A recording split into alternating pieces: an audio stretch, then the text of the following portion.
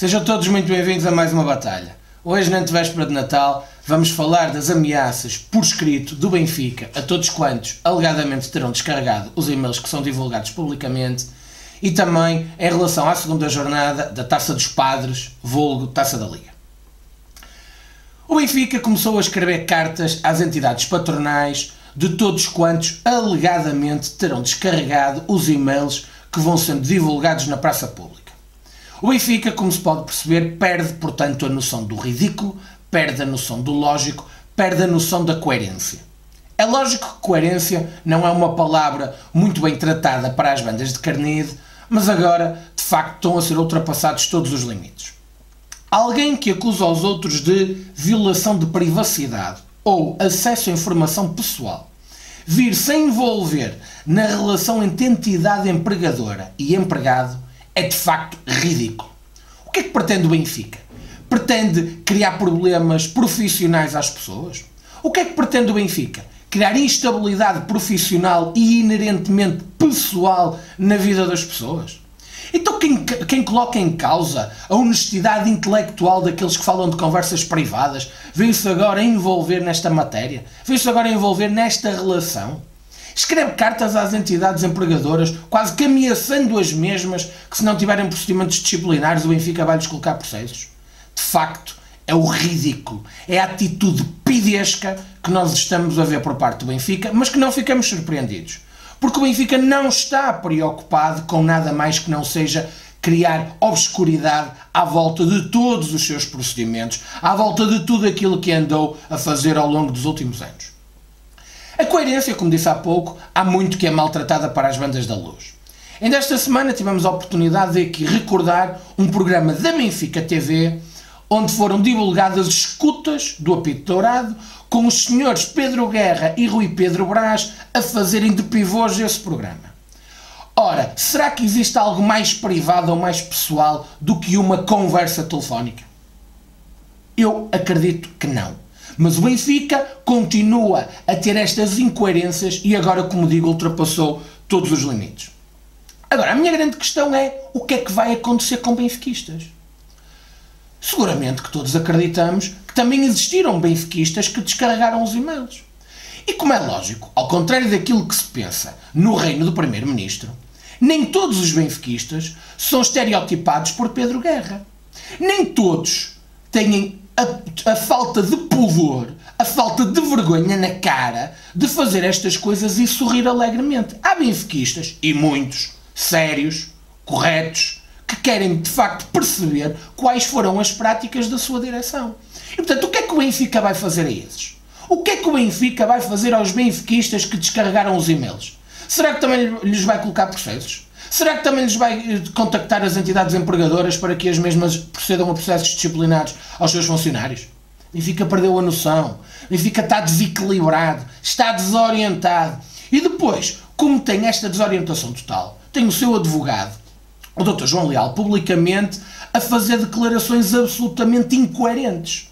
Até há bem pouco tempo, o Sr. Dr. João Leal dizia que não havia indícios de rigorosamente nada, de rigorosamente nenhum crime. Agora diz que aqui e acolá podem existir indícios da prática do crime, de tráfico de influências. Será que o Benfica acha que o crime de tráfico de influências vai ser despenalizado unicamente porque o Benfica o praticou?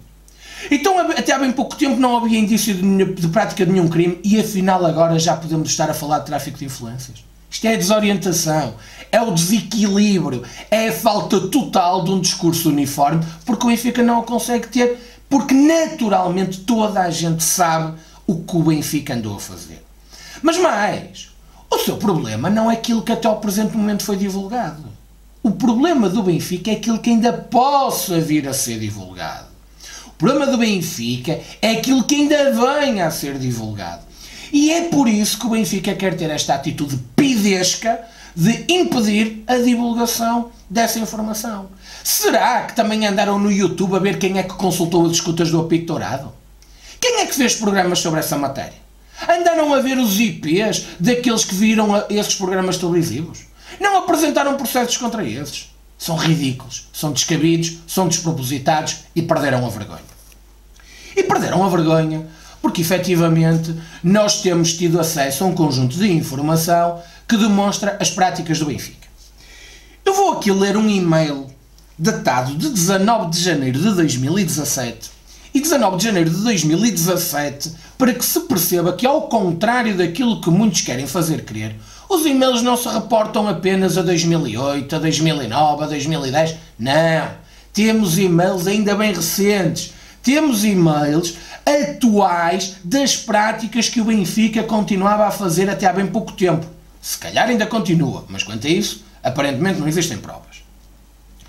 Então, no dia 19 de janeiro de 2017, pelas 11h26, um senhor chamado Ricardo Maia, assessor de comunicação, enviou um e-mail a Luís Bernardo sobre um evento que iria decorrer em Reguengos de Monsaraz. Então, o que é que dizia o senhor Ricardo Maia? Luís, acho que poderíamos mandar lá a bola porque é uma rara iniciativa que junta adeptos de clubes rivais, ainda mais nos tempos tumultuosos que vivemos. O assessor de imprensa entende que se deve mandar lá a bola. Mas o Benfica manda a bola.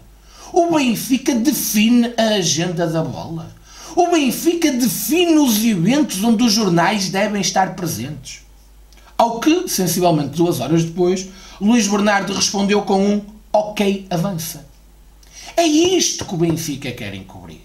É esta manipulação de todos quantos existem no panorama nacional, no panorama desportivo nacional. É isto que o Benfica quer calar. Estas suas práticas de clube aparentemente impoluto, mas um clube sujinho, sujinho, sujinho. Meus caros, antes de terminar esta matéria, eu gostava de vos dizer uma coisa. Eu exorto todos os esportistas, a que se unam nesta matéria. Todos aqueles que receberam comunicações desta matéria, juntem-se. Contratem o mesmo advogado. Levem este problema, levem esta situação até às últimas consequências. Levem o Benfica até à barra dos tribunais. O Benfica que vai até à barra dos tribunais com esta matéria. E uma coisa vos posso dizer, aqui no Batalha, caso vocês precisem de alguma ajuda, caso vocês entendam que o Batalha vos pode ajudar, estamos ao vosso dispor. Estamos ao dispor dos adeptos do Futebol Clube do Porto que estejam a tentar ser encravados pelo Benfica nesta verdadeira atitude pidesca. A PIDE regressou à luz, a PIDE, pela cabeça do Primeiro-Ministro, continua, afinal de contas, a estar viva em Portugal. Eu gostava agora de vos falar sobre uma outra matéria que tem a ver com a Taça dos Padres. A Taça dos Padres, mais conhecida por Taça da Liga, teve esta semana a sua segunda jornada. E, para surpresa geral, o grande detentor dos títulos da Taça da Liga, o grande dominador da Taça da Liga, já está eliminado. O Benfica, não obstante ter os padres a apitar os jogos de quase todos os jogos, não conseguiu o apuramento logo à segunda jornada. Eu gostava de recordar que desde o episódio 11 e 12 do mês de setembro que andamos a alertar para a vergonha das nomeações desta competição. E esta jornada voltou a trazer a vergonhosa seita de padres para dentro dos estádios onde se disputam jogos desta competição. Recordando, porque é bom recordar, nos jogos da primeira jornada, no Futebol Clube do Porto Leixões, tivemos Vasco Santos. No Sporting Marítimo, Manuel Mota. No Benfica Braga, Bruno Esteves. 3 árbitros identificados como padres no e-mail de Adão Mendes para Pedro Guerra. Agora, nesta segunda jornada, tivemos no Porto Rio Ave, Nuno Almeida. No Sporting União da Madeira, Vasco Santos. Mais 2 padres no mail de Adão Mendes para Pedro Guerra. E no Benfica Portimonense tivemos Manuel Mota. Manuel Mota, que recorde-se, ainda há uma semana atrás, foi vídeo-árbitro do Benfica Estoril e esqueceu-se de mandar marcar um penalti a favor do Estoril e de mandar expulsar 3 jogadores do Benfica ainda durante a primeira parte. Além de que ainda conseguiu ver bem uma anulação de um golo do Estoril. Aliás, eu gostava de dizer aqui, fazer um pequeno parênteses, sobre os golos sofridos pelo Benfica nos jogos em casa. É curioso que o Benfica, em 7 jogos de campeonato, sofreu 3 golos em casa. 3 em 7 jogos. Curiosamente, nos mesmos 7 jogos, existiram 3 golos anulados pelo vídeo-árbitro nos jogos do Benfica em casa. Ou seja, neste momento, o Benfica tem tantos golos sofridos em casa como tem golos anulados pelo vídeo-árbitro, que é uma coisa extraordinária. Mas, curiosamente, sem vídeo-árbitro, em 2 jogos de Taça da Liga, em casa, sofreu outros 3 golos. É caso para pedir que, efetivamente, o vídeo-árbitro venha para os jogos da Taça da Liga, porque, se calhar, assim, o Benfica não estava ainda eliminado desta competição. Agora, eu devo dizer que, ao contrário daquilo que aconteceu nos últimos anos, o Futebol Clube do Porto tem assumido na Taça da Liga a postura que eu considero correta. A competição há de ser sempre a menos importante de todas, mas se o Futebol Clube do Porto entra em alguma competição, tem que lutar para vencer. Honra seja feita a Sérgio Conceição, que tem encarado esta competição com a seriedade devida, que tem encarado esta competição como sendo para vencer. Não vamos seguramente para a baixa festejar um qualquer título da Taça da Liga, mas não podemos nunca ficar satisfeitos com o facto do Futebol Clube do Porto ser derrotado de um jogo, seja de competição for. Nós ainda não estamos apurados para a Final Four. Vamos ter o jogo em Paços de Ferreira no próximo dia 30, que aí sim se vai decidir o acesso à Final Four, mas acreditamos naturalmente com esta atitude e com esta seriedade competitiva que o Futebol Clube do Porto tem tido, é natural que consigamos o acesso a essa Final Four. E se assim acontecer, todos queremos vencer esta competição, como todas as outras em que o Futebol Clube do Porto está envolvido. Agora, este Futebol Clube do Porto, Rio Ave, ficou marcado naturalmente pela arbitragem de Nuno Almeida. O Sr. Nuno Almeida veio desde Montegordo, seguramente em alguma viatura automóvel alusiva à sua alcunha, e mais uma vez fez jus à alcunha. Nuno Almeida teve uma arbitragem ridícula, tendenciosa e que prejudicou sempre o Futebol Clube do Porto nos lances mais importantes da partida. Não marcou grande penalidade por mão de Nadjak na área, não expulsou Ruben Ribeiro de vermelho direto. Há um lance na primeira parte em que Alex Telles serve Marega dentro da área e que sofre penalti, mas que efetivamente, como estava fora de jogo, o lance é anulado, mas teria que ser falta sobre Alex Telles fora da área. Um lance claro, nítido, escandaloso, mas que Nuno Almeida não assinalou a falta fora da área. E sobre a expulsão de Danilo, eu diria que estava-se a adivinhar. Quem estava comigo a ver o jogo ouviu-me comentar que a qualquer momento Nuno Almeida iria expulsar Danilo, porque via-se a atitude do árbitro.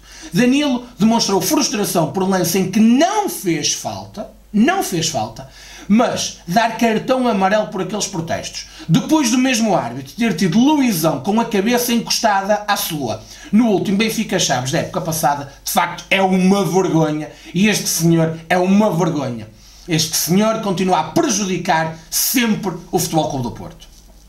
Mas se nós aqui no Batalha temos tido sempre a postura de denunciar estes roubos de que o Futebol Clube do Porto é alvo, eu devo manifestar a minha surpresa por algo que aconteceu no Porto Canal. Aqui nós continuamos a ter um discurso para fora e um discurso para dentro. Continuamos a respeitar sempre o Futebol Clube do Porto, continuamos a respeitar sempre quem serve o Futebol Clube do Porto, mas também não podemos calar aquele que é o sentimento comum dos portistas. Foi com alguma surpresa e com alguma indignação que eu vi o comentador de arbitragem do Porto Canal, no final dessa partida, a tecer os mais rasgados elogios à arbitragem de Nuno Almeida. Com expressões como arbitragem muito bem conseguida, com elogios à sua condição física, com tudo e mais alguma coisa relativamente à arbitragem de Nuno Almeida. Por exemplo, no penalti de Nadjak, o comentador do Porto Canal entendeu que não havia penalti. Não analisou a expulsão de Ruben Ribeiro. No lance do fora de jogo de Marega, em que devia ter sido assinalada a falta sobre Alex Telles, entendeu que o árbitro esteve bem. E sobre a expulsão de Danilo, disse coisas como nada a dizer, aconselha-se mais calma aos jogadores. Meus caros, eu quero dizer que enquanto nós somos bons rapazes, fomos sempre comidos. Aqui no Batalha nós não vamos ser bons rapazes. Aqui no Batalha vamos continuar a denunciar os roubos de que o Futebol Clube do Porto seja algo. E se algo continuar assim, algo está muito errado no nosso seio. É desta forma que terminamos mais uma batalha. Mais uma batalha natalícia e onde queremos deixar uma mensagem muito forte, Feliz Natal a todos vós. A todos os adeptos do Futebol Clube do Porto, que vivam este Natal em paz, que vivam este Natal em serenidade e que essencialmente vivam este Natal de coração cheio pelas alegrias que o nosso clube nos tem dado e essencialmente uma quadra de esperança e onde todos estejamos muito esperançados no futuro. Um abraço e viva o Futebol Clube do Porto!